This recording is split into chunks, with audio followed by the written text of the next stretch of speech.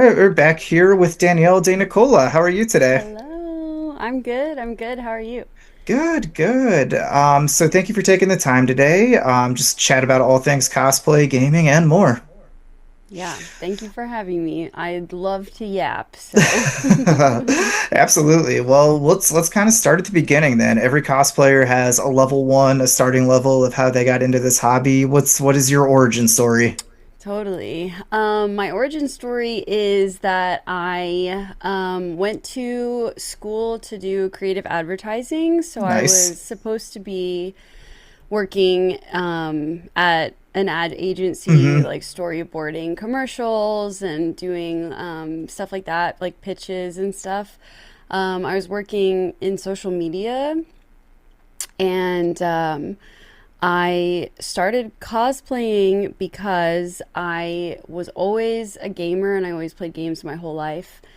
And in college, I played League of Legends on a all girls League of Legends team. Oh, that's And awesome. my friend who was bot lane with me always wanted me to cosplay with her, and I was always too shy. Hmm. Although I did go to cons all the time, I never wanted to dress up out of just being terrified.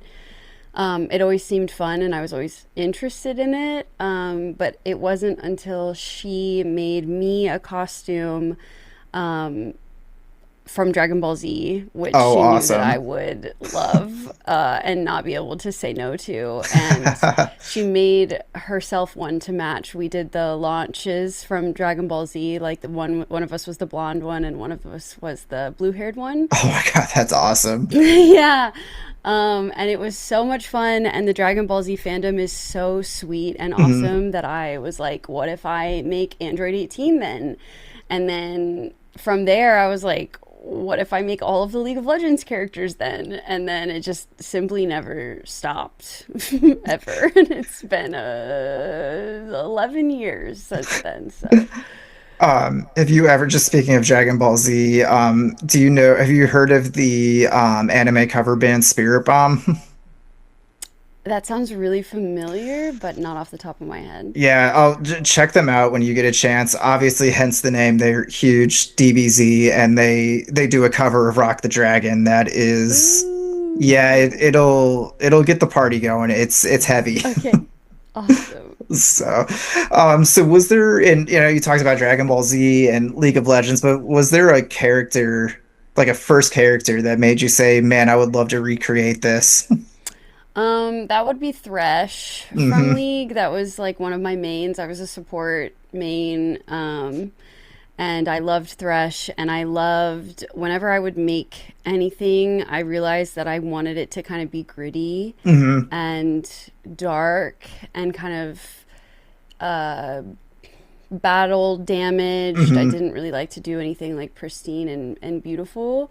I kind of wanted the like depth and character of it being kind of dirty. Hmm. Been through some So stuff. yeah, and also I really loved when I first started gender bending different characters. So getting to put my own original spin on things, like Thresh being obviously like a skeleton Hmm. humanoid, and then me getting to recreate a lot of the things that I loved about his design, which was like the lantern and the hook and the crazy skeleton headpiece and stuff like that. And then translating it and getting to use like the originality and creativity to turn it into what it would be like on me. Hmm. Like I really loved the marriage of those two things. Plus, I loved his aesthetic. So And he has that like you were saying, that gritty battle damaged, like yeah, has been dragged through the mud, literally and yeah, figuratively. Like it totally exactly. fits that aesthetic. Uh huh. I love like a tattered cape, like Hmm. putting together a whole piece and then getting to take it outside and just grab scissors and run through that bad boy. It's just so much fun. Have you ever like I see people with like Mandalorian capes and they've like burned the edges of it, and I'm like, that's such a cool way to weather. Love to burn the edges of everything. It also does a really cool sewing trick when you burn Hmm. the edges of it, where it won't fray anymore. Oh So yeah, okay. it's multi-purposed. Yeah, it kind of like cauterizes it almost so like it won't catch, Mm-hmm. it won't fray. Mm-hmm. Exactly. So speaking of all of that, and being a cosplayer, you can become a jack of all trades: sewing, foam smithing, 3D printing, finishing, painting. There, have you picked up a lot of trades throughout the 11 years? Oh my God. Yeah, I feel like I feel like I say this so much so often that my Twitch stream is probably sick of it. I have my own podcast that I say it all the time on. But cosplayers really are wearing so many hats. They're an entire production team by themselves. So And a true. lot of cosplayers talk about how you watch a movie and at the end, when you see all the credits roll, Hmm. there's so many names, right? There's the makeup, there's the hair, the casting, there's the set design, there's the costume team, not just one person, but the whole Right. team, and um, the everything, right? You're The you're actors s- themselves, and you're scouting locations to shoot. You're yeah, director of photography, all hmm of the PA assisting, setting up all of the schedules and booking yourself for things and keeping all of that stuff straight. It's and so all of social media, not to mention all of social media. right. It's so many things, so much work, so many things. Um, I feel like no matter how many times I try to list it off, I will always forget something. But you Hmm. truly are doing the job of an entire production team. You are researching the character. You are physically crafting and creating the costume. You are sourcing materials. You are doing your own makeup. You're figuring out how to do makeup in Hmm. different styles. You're doing your own hair or your own wigs. You're posing. Sometimes you're taking your own photos, your Yep. own content, posting your own content, knowing how to post your own content.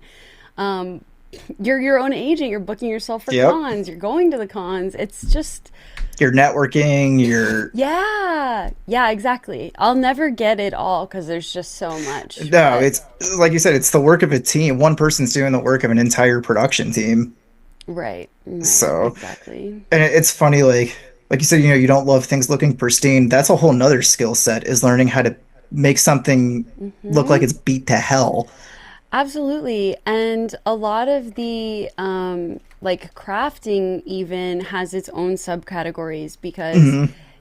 I just said making the costume, but making the costume has so many different subsections as well. There's armor, warbler, there's foam, there's sewing, there's sculpting, there's painting, there's airbrushing, there's attaching it to your body. Hmm. It's like a whole spectrum of specialties. So, Finding a lot ways of work. to attach armor to your clothes and to yourself is a whole that yeah, that's a whole thing. Yeah, yeah, yeah. It's a whole day's work too, if not more, to make sure that everything is rigged correctly, depending on how heavy things are. Yeah, the last thing you want is it breaking off in the middle of a photo shoot or on the con floor when there's 5, 10,000 people surrounding you. Yeah, and people bumping into you, Hmm. especially in the con floor. Always carry super glue, right? Absolutely. So, speaking of all of that, and hopefully we didn't just terrify anybody who wants to get into this with all of that, but 11 years ago, if you could give yourself a piece of advice or a piece of advice to anyone that's trying to start into this hobby, Hmm. what would it be? My number one piece of advice would be to learn how to edit video Yes. right now specifically. If I could go tell myself 11 years ago something to do, it would be to learn video editing for sure.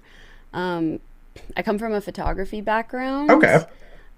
So when I first started cosplay, it was really easy for me to grow because the meta was pretty photos, Right. pretty polished photos, and that was something that I already knew how to do before I did cosplay. So applying it to cosplay, and then my degree was in social media, I kind of had Oh, all of yeah. these tools already at my disposal to set myself up for success. But what I didn't anticipate was the complete shift Yep. into what social media culture is today, which is less pretty polished, perfect, unattainable, and now more authentic, real, Mm-hmm. attainable, almost like talking to your friends on FaceTime type content. And Right. I would have loved to start that skill back then Mm-hmm. to be able to apply it to how things have shifted now. That's no, that's a really good point. And like even in what I do in more of like a journalistic podcasting type of like everything is video content now. Like if I post a traditional article, I have to have a video in it or it's not going to get looked at. It's just Totally. it's crazy how things have changed. So at least you had that social media background to like you had a lot. I mean, God, when I started this, and I've had a lot of people help me with how the algorithms work and stuff. I was Mm-hmm. clueless 3, 4 years ago when I started this. So yeah, you Yeah. definitely had a leg up with that. Yeah.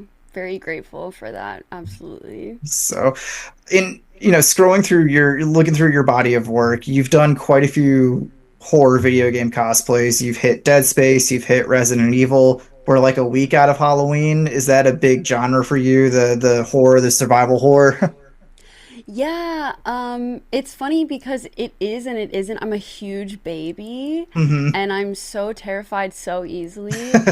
But that aesthetic that like I was talking about Yeah, earlier, the gritty, the dark, the nasty, the beat to hell, the yeah, there's so much depth and character and life in that I love that aesthetic as a whole. I think it's so much fun to play with and it's something that I really appreciate in art. hmm. So all of those things I love the aesthetic of.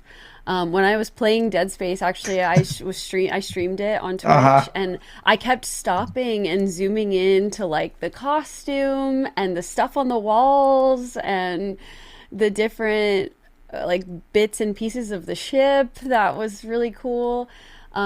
So I always say that I love a horror game where I can shoot back at the enemy. That is my bread and butter. I love Resident Evil to Hmm. death.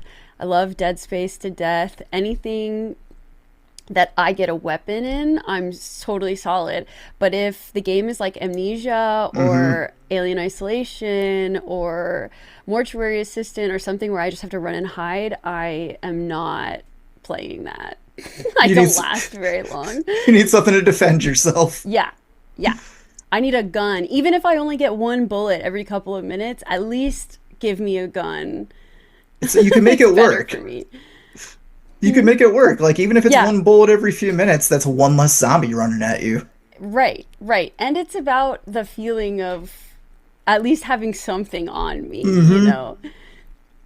And I don't know how well you can see, but like, I've got Resident Evil posters up behind me and Oh, yeah, yeah. talking about like the grittiness and all, like that's one thing I love about the last couple of remakes and even the last couple of main Mm, lines that came out is like if you're playing the remake of 2 as either if you're playing as either Claire or Leon, the further you get into the game, the more beat up their clothes are and like the more scarred up their bodies are. Like it's just that gritty. They've been, they're literally watching the world end in front of them. yeah, and it's awesome. And the characters are so good. I love Resident Evil. It's one of my favorite franchises. I'm. Are you excited for Requiem to come out? For I no. am. Well, I am and I'm not because the Resident Evil game that stressed me out the most by Hmm. far is 2 when Mr. X is chasing you Ha. the entire time. Uh. I hate it.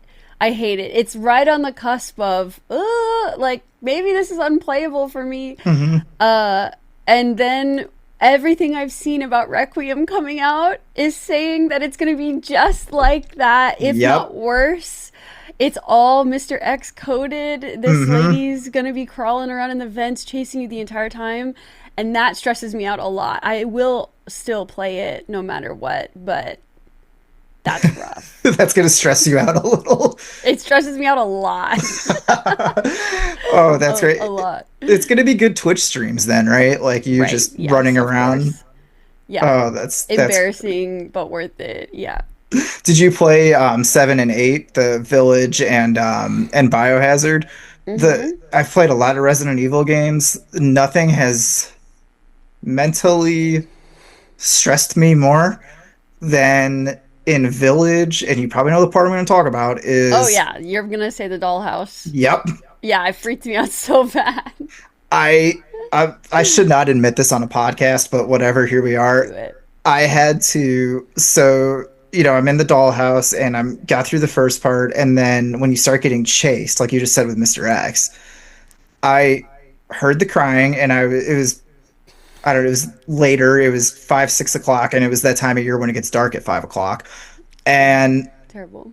I heard the crying and I went, I don't like this. I got to about 30 seconds through, like when it actually starts chasing you, and I shut the Xbox off and I took it upstairs to. I had like it used to be in my mom's kitchen years ago. It's like I'm not even exact, like a 12-inch television. Like you have to squint your eyes to see what's going on, and that's how I played through the rest of that part because it destroyed me. It's so true though. I was stressed out the entire time. I was freaking out. The part two, did you play the DLC of it? Uh-huh. Yep. Bro. Oh, there's nothing I hate more than a mannequin. Nothing I hate more than a mannequin. Uh-huh. And I remember going, famous last words, going back to there. I was like, it cannot be worse than what they did in the main game. There's no Yeah. way they could think of something worse. And then I opened up that door and the glow in the dark eyes, and oh, God. I Yeah. made it through that, but I died of quite a few times in that part. And that was like Mm-hmm. one of the worst like Resident Evil deaths I have ever played through. Like it was so Yeah. terrible. It was horrifying. It really was. I I don't think I've been more stressed out in a Resident Evil game than that, Hmm. to be And honest and with it was you. a great game, but I cannot replay that part. It's too traumatizing. No, once is good. Once Hmm. is enough. More than enough. Yep. So, with that all being said, on hopefully a happier note, what were some gaming franchises that stuck with you early on in your gaming career? Halo Hmm. was number one, I would say. That was a big one for me. My parents, my dad specifically, wanted to be the cool house in the cul-de-sac Ah. desperately and was very good at it. So he would get the new consoles that came out every time there was a new console, and he actually got of the original Xboxes Really? and bought the gigantic lime green Ethernet cable that Ha. connects the Xboxes together and hold tournaments in the house. But he got two specifically so that nobody could look on his screen. He was very serious about it. That's So amazing. that's like one of my earliest memories, I'd say. Um, a lot of Halo, and then from there, I mean, all of the PlayStation 2 Dreamcast Yeah. classics. And then I got really into World of Warcraft. Okay. So all consuming until League of Legends came out. Then that was all consuming. But those are Did my you? touchstones. Halo. Yep. Wow.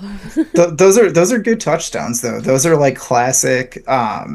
Like I grew up playing those too. Like I actually, it's right next to me. It'll show up on camera one day. But I've got the original Xbox Halo edition that came with like the Game of the Year. My Oh like shit. we were always a PlayStation house, and then our neighbor across the street, he's a big PC guy, and so naturally when the Xbox came out, he got that. And so my dad was like, "Oh, whatever." Like goes over to the neighbor's house and plays Halo for like half an hour. And the next day he's like, "All right, get in the car. We're going to buy an Xbox." Uh-huh. Yeah. You don't gotta And twist my then arm too hard here, Dad. I know. It was such a good game. It still holds a special place in my heart, I'd say. And I mean, ever since then, I only got Xboxes too, and every roommate I've ever had only had Oh, PlayStations. really? So we were always like, like the house was always stacked because Hmm. I always brought an Xbox, and everyone I lived with had a PlayStation. That's a good way to do it, though. Then you don't have to I buy know. both. Put it in the application. Yeah, roommate app, Looking for a PlayStation, roommate with PlayStation. Xbox need not apply. Already covered. Yeah, To- exactly. for my like, and I was for my money, Halo 3 is like the most complete game ever. Great campaign, great online, Forge custom games. Like the amount of hours on Xbox Live my friends and I dumped into that in middle school and high school is Same. ridiculous. Yeah, it's like everybody in that came up in that era. That's like a go-to for them. Yeah, three was the one I played the most too. Oh, same, same. So, what's currently in your gaming rotation? Other, I'm assuming still a lot of League. Not really anymore, Really? actually. I simply don't have time to be that angry. You know what? That's fair. I still play ARAMs every now and then with my friends, but right now I'm playing Expedition 33. I've been playing it for ever because I have been playing it only on stream. Okay. So I'm only gaming once or twice a week for a couple of hours. So it's taking me a long time to get through it, but God, it's such a good game. Heart wrenching. How far are you? I And just finished Act One. It was the last thing that I did. And I was like, I simply have to go. I can't continue playing this right now. I'm too sad. I have had conversations with cosplayers, voice actors, just fans about for since that game came out. At cons and podcasts and whatever, I have not had a game emotionally wreck me that bad since the Yeah. first Last of Us. Yeah. And I'm Yep. guessing you have no like I hope for your sake, no spoilers. You don't know where this is going, right? The only spoiler that I had was what happened the last time I played. Oh, okay. Okay. I So knew that that was going to happen, not so much as a spoiler, but as something that I sort of figured out. yeah, you kind of put it together. Yeah, there was a couple clues, I'd say. And I was kind of just waiting for it. I didn't have confirmation, but I kind of knew. And Yeah. then when it did happen, I was like, wow, I still wasn't prepared, even though I knew in my heart that was going to happen. But other than that, no clue. So, blind. That is the best way to play that game. And honestly, taking it at the slow pace you're doing is probably the best way to like I blew through that because I got hooked onto the story. But that game is just so the world is just so beautiful, like so Yeah. well made. Um, Let me know when you get to the end and what you think, because I had to go sit in a room for like 2 days and process what the hell I should. Ah, Yeah, okay. buckle up is all I'll say. What? Oh, buckle up. Oh yeah. Good. Good, good, good. Because yeah, the last thing that I played was the last thing that happened was we got a new companion, Yep. and he was like, that guy's just doing it because he doesn't want to, because he wants to be alive forever. And I was telling my Twitch chat, there's no way that it's that deep. Like it has to be much deeper than that. That's the most shallow thing that this man could ever say is the reason. That simply can't be the point of this. So I was hoping, I'm like I was hoping that there's more to the story. So Put a seatbelt on because it's it. okay, I I'm yeah. excited. I will try to catch parts of your stream, just especially as you get towards the end of Act Two. It just get ready. Yeah. Yeah, Um, that's all I'll say. I haven't had a game emotionally toy with me since the first Last of Us to that level, yeah. and that's I agree so far, and so I'm not far. even done. Yeah, just get ready. And for my money, one of the most just beautifully drawn games in the last Hmm. few years. Yeah, definitely. So, The music and everything all oh, together too. It pierces you in a hmm. way you're not expecting the entire time you're playing. It's crazy. That is one game I really hope. Like, right, so I'm a big Metal Gear Solid fan, and right now they're touring like the orchestra doing the soundtrack of the game, and that is one I hope X33 does down the road because it's such a good score. They have to. I can only imagine. It's just such a good score. Yeah, So, definitely. and so the kind of right, the way we originally connected was through conventions and how much fun that circuit can be. And obviously, voice actors are always a big part of a convention. You yourself are working as a voice actor, so how did that journey start? Because that is such a unique combination of you've got cosplay, you've got your social media background, and then you throw voice acting into it. Yeah, I think so. When I was really, really young, I had tried to do a bit of modeling acting as a Mhm. kid, and I there were things that happened that turned me off to it almost immediately. I did Sure. like a couple runways, and everyone was horrible. Hmm. The whole industry is full of really terrible people. Not Hmm. to say that there aren't great people, because I Sure. think it just depends on who you meet. But I specifically came into contact with a lot of really terrible people kind of immediately, Hmm. and a lot of pitting ourselves against our friends that I had a big issue with. I also just had a ton of social and general anxiety Yep. about being on camera, which I still have to this day. Being at my computer is different, streaming is Hmm. different because I kind of am in control of everything. Sure, yeah. But being recorded still gives me, like, if someone has a camera and they're holding it, they're pointing Yeah. it at me, I get really camera shy. So, um, voice acting, I kind of had a crisis, if you will, like an existential crisis about social media and having my whole entire job and brand Hmm. be what I look like, and understanding that while I don't think an expiration date is coming anytime soon, it will eventually, and that concept really stressed me out about not really having a plan for the Sure. future. So I was talking to a friend.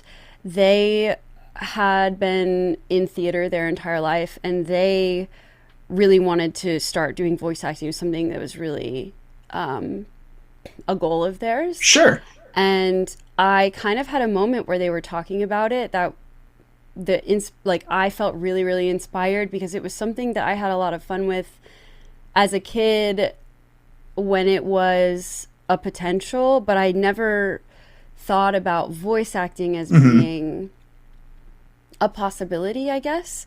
It was kind of like, you want to do acting or do you not want to do acting? And I never realized voice acting was really a possibility until we had that conversation. Hmm. Shout out to Hello, I Am Kate. They're an amazing YouTuber, cosplayer, and now voice actor as well. But they put me onto a couple classes. I just remember turning to them as they were talking about it and saying, I really want to do that with you, if that's okay with you. I don't want to infringe on your dream, but that sounds like something that would be so exciting and kind of perfect for me, because it's a world that I want to be in, but I don't want to be on camera. Sure. And Kate was like, "Yeah, take all my resources." So, Oh, that's awesome. very, very awesome. Like the cosplay community that I have around me, I'm lucky to have such great people. But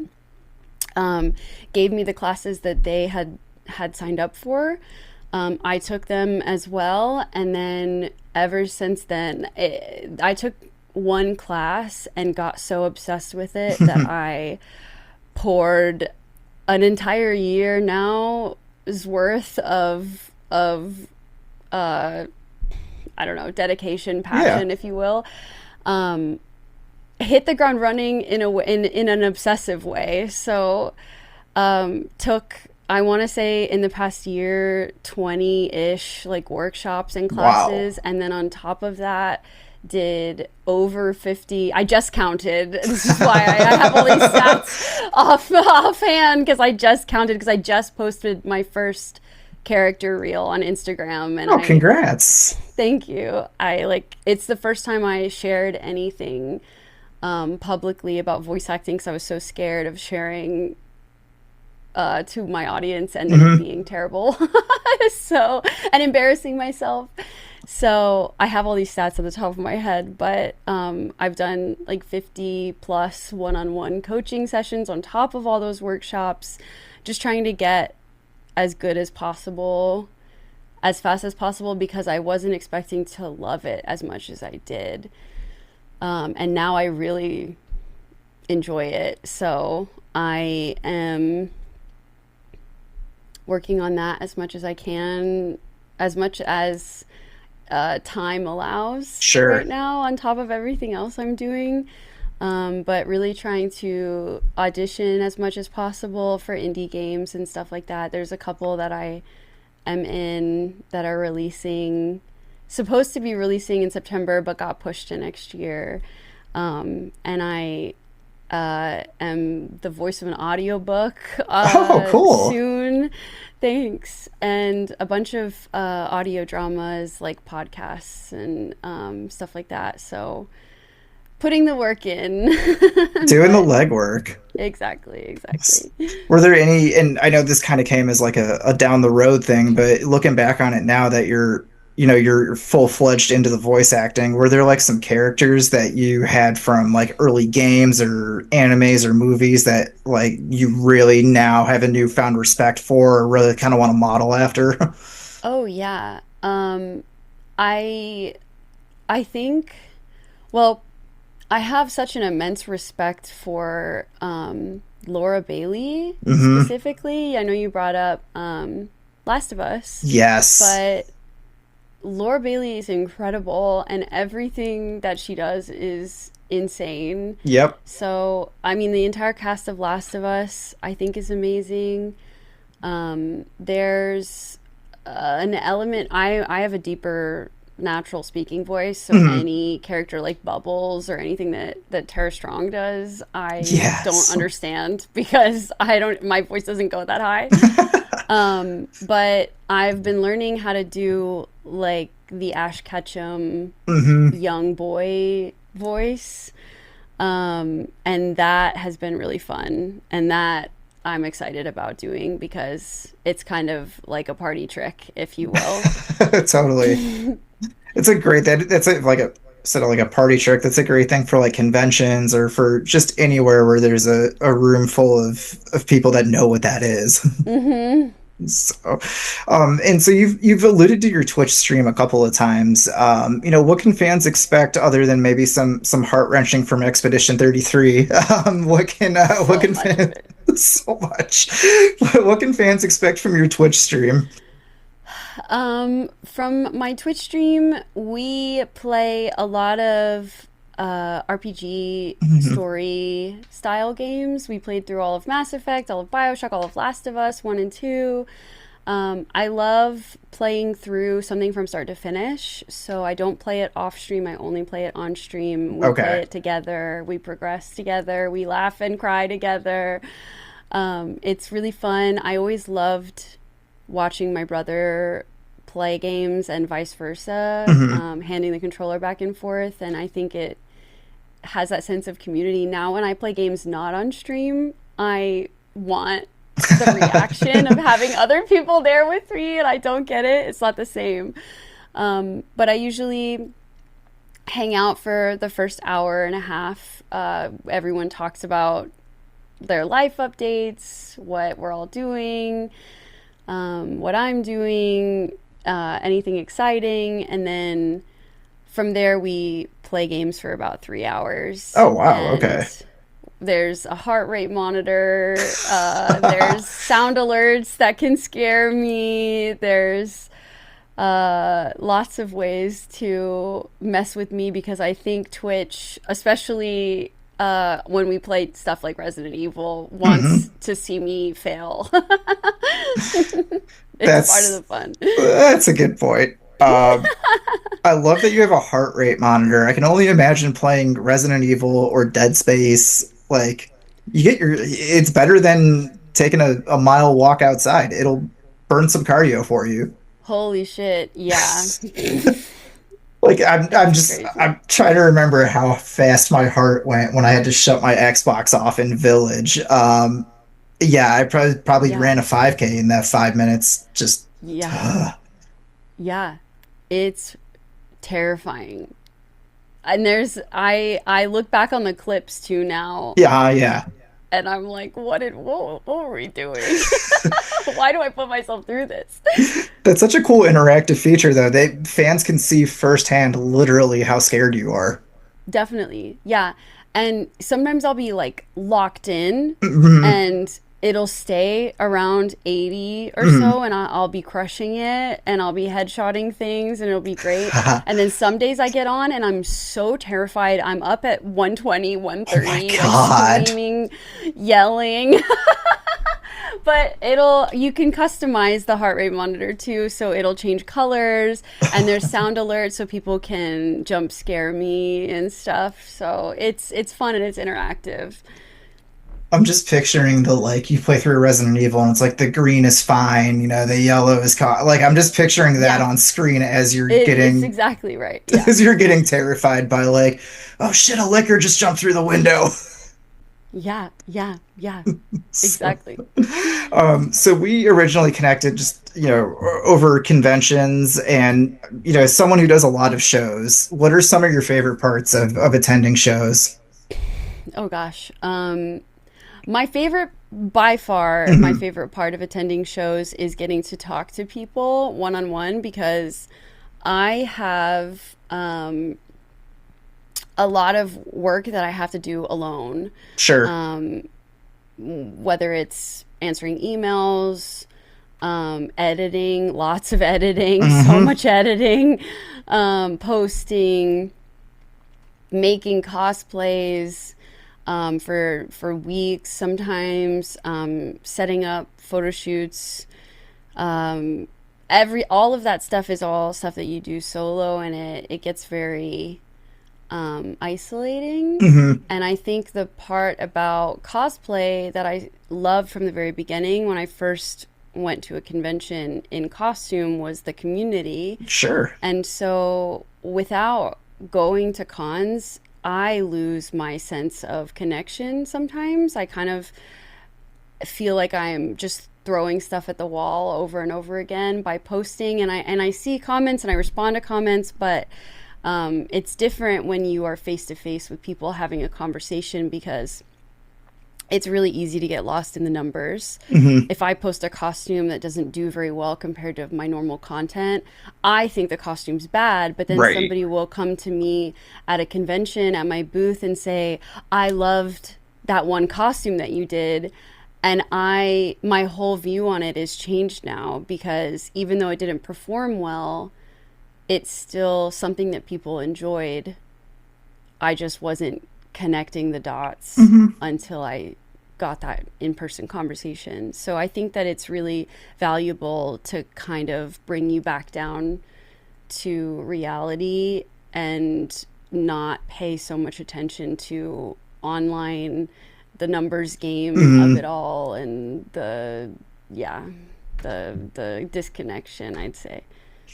And you probably know this better than anybody because you came from a social media marketing background, is like the algorithm can change like that. Um, Mm-hmm. and it's like it might just be the day you posted something changed on the back end, and that's the only reason why it didn't perform the way something else would have performed. So yeah, Mm-hmm. that's a great mindset, is like getting that face-to-face interaction and chatting and networking. And like I always say with cons too, like how many other chances do you have to be in a room with like 5 to 10,000 people that love all the same stuff you do? Like, Totally. it's so easy to just start a conversation. Someone's got a shirt from a franchise you like or a cosplay or you're at a panel for something. Like it's just Hmm. so easy to find a community in that way. Absolutely. And I think a lot of us, I know that it's becoming more mainstream Mhm. now, but a lot of us came from a generation where none of this stuff was cool. At all. Everybody was weird. Hmm. Everybody was bullied. So to wear the stuff that you like, whether it's a cosplay or just a t shirt, and have somebody say, "Oh my God, I love your shirt." Hmm. It's exciting because now you're getting to be amongst your people and you get that sense of community and sense of belonging that you didn't grow up with, most likely. Right. And I think that it's beautiful. One of my favorite things at a booth is to just people watch when I'm Hmm. at cons and just see how much fun everybody's having because it makes me feel, it fills my cup up, if you will. That's a good way to put it. Yeah, and that's a good point you bring up. Like the whole Pokemon craze right now is mind blowing to me. I'm like, remember when people used to get made fun of for like having a binder full of TCG cards, and then like Pokemon Go came out, and for like 2 weeks, everybody loved Pokemon. Yeah, that's the closest we've ever been to world peace. It truly is. That's in whatever year it was, 2015, 2016, I don't remember. But yeah, that 2 weeks when everybody, the only reason we had to argue is if you were Valor or Mystic or Instinct. It was a beautiful 2 weeks. Honestly, it's true. So, well, with all that being said, where can everybody keep up with all of you've got a lot of different things going. Where can people watch you get the shit scared out of you on Twitch or be Yeah. emotionally devastated by RPGs? Yep, all the time. Twitch, most all my social media is just my first and last name. It's Easy to Danielle remember. DeNicola. Yeah, Danielle Danielle. DeNicola is Denicola. My Twitter is Danielle DeNicola without the first E in DeNicola because my name is too long. And I know that Facebook, feeling. yeah, it's terrible. Facebook is Danielle DeNicola official. But all my voice acting stuff is on DanielleDeNicolaVO.com. Cool. Well, I think that's everything. we'll keep Oh, all. and I have my own podcast Yes, at yes. Dress Down Pod on YouTube and Spotify and Apple Music and everywhere else. So what is that, gaming centered? What's kind of the overall like theme of your podcast? Well, at first it was started as a cosplay podcast Okay. where it was all about cosplay. There were tips. There was how everybody got started. It's a guest interview style podcast Okay. similar to yours. So um, I interview people who do cosplay, but then it started to expand as I started to ask people more adjacent to Hmm. the world of cosplay, still in content creation. Maybe they're anime creators, but they don't cosplay. I feel like it's still in the realm of Oh yeah. the same, yeah, the same stuff. So we've been branching out a little bit to just pop culture, nerdy stuff in general, but a lot of it is how everybody's journey is, like how they got started, where they how they ended up where they are now. And then I always try to do some sort of like tips segment where people talk about what their like sewing tips are, Hmm. or their armor tips, or if they do anime content, their content creation tips or something like that. So a little bit of education, a little bit of fun, I'd say. Cool. It's a little bit of everything. Yeah. Awesome. Well, we will keep all of those linked below, so everybody can check out and keep up with all of your adventures. But thank you for taking the time tonight, and we hope to see you at a con down the road. Yeah. Thank you so much for having me. It was really fun.